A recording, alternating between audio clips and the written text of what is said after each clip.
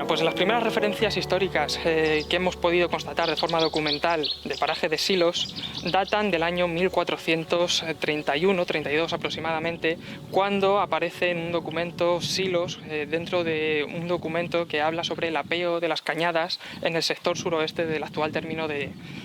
Calera y Chozas. El paraje de Silos resulta curioso que tenemos una pequeña referencia del año 1451 en el cual se habla de una pequeña comunidad de pescadores que eran moros, y en el cual en los libros de acuerdo del Archivo Municipal de Talavera de la Reina se refleja cómo piden que los moros de Silos hagan presencia en Talavera para hablar sobre el tipo de explotación que hacían del territorio. Sin embargo, la primera referencia como tal del lugar en el cual se habla de molinos data de 1435, en el cual don Diego de Fuensalida, dentro de sus pertenencias, deja en testamento a su mujer, María de Fuensalida. Cuando quedara ella viuda, se quedaría como herencia toda la heredad de Silos, sus herbajes, sus bienes y sus molinos. Pero no será hasta el año 1576 cuando en las relaciones topográficas de Felipe II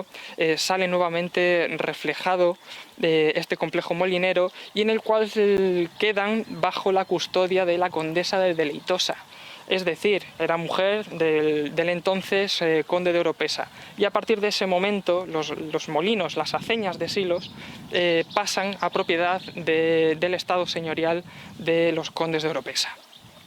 La importancia de las aceñas deriva en que se trata de una estructura de cierta complejidad estructural,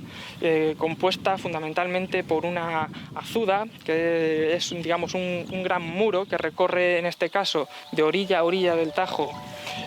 todo el cauce. Entonces eso provocaba que las aguas del Tajo se elevaran y tomaran cierta fuerza para que luego entraran en las bocas de alimentación de los molinos, y hacía rodar toda una serie de maquinaria que estaba destinada a moler el grano. En el caso de los molinos de Silos tenemos constancia además que había complejos molineros a ambas orillas. Sí que es cierto que el complejo que más importancia tenía era el que estaba pegado junto al término municipal de aquí, de Calera, y había otro complejo pequeñito junto al término de Belvís de la Jara.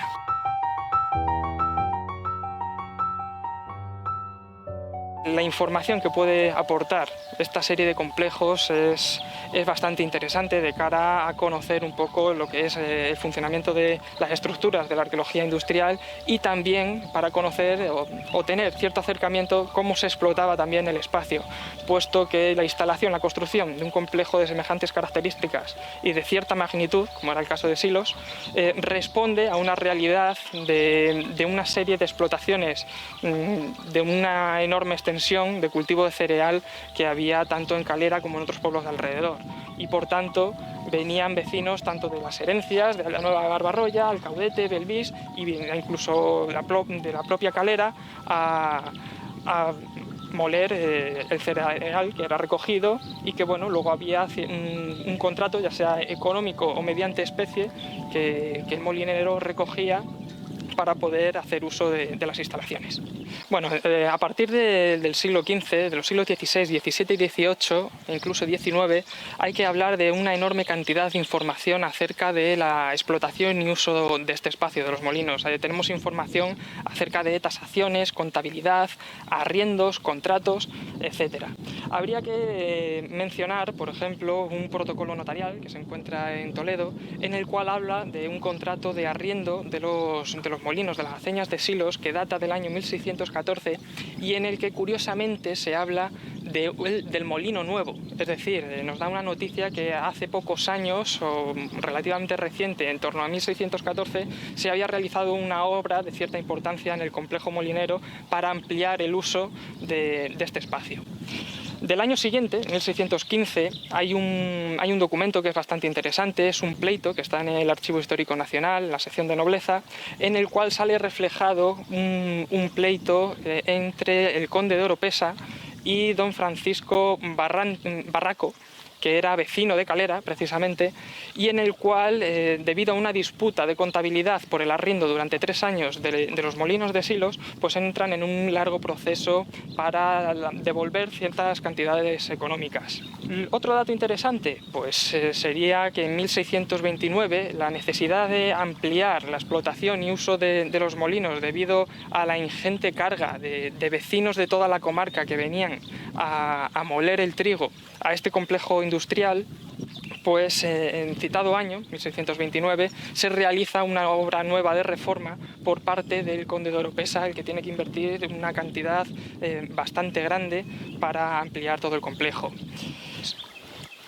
Por noticias posteriores, en fuentes historiográficas relativamente también importantes, como suele ser el Catastro de Ensenada, sabemos que en torno al último tercio del siglo XVIII los molinos siguen en funcionamiento, y al igual sucede a lo largo del siglo XIX,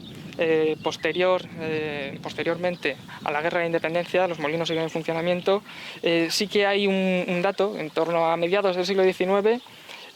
los molinos de Silos tienen en funcionamiento únicamente 3 piedras. Este dato choca, puesto que los molinos de Silos tenían más piedras en funcionamiento, incluso 6, 7 y más, en función del periodo de estiaje y también de la demanda del vecindario para moler el cereal. Tenemos constancia que los molinos siguieron en funcionamiento ya hasta entrado el siglo XX, hasta mediados del siglo XX, cuando llega el momento del plan de electrificación del río Tajo, que quedarían posteriormente con la construcción del embalse de Azután bajo el regulaje de las aguas del Tajo, y ahí descansan actualmente en el olvido y en el silencio.